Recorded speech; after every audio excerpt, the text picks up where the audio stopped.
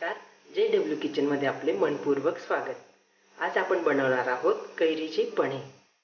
कैरीच्या पण्यासाठी मी एक वाटी गूळ घेतला आहे, एक कैरी घेतली आहे। पण्यासाठी घेतलेली कैरी मी स्वच्छ धुवून घेतली आहे। आता ती कुकरमध्ये मी 2 शिट्ट्या घेऊन शिजवून घेते।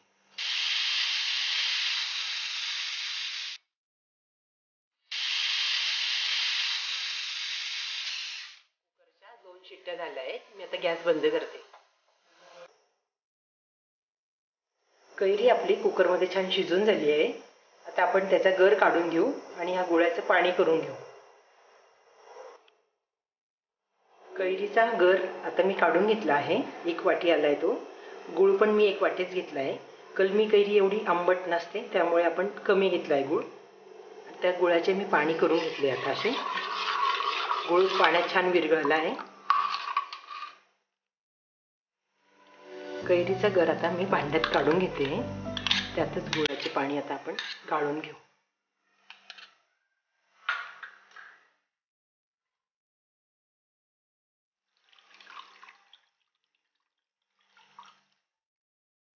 हे मिश्रण आपण रवीने छान घुटून घेऊ। पणे आपले छान आता तयार झाले आहे।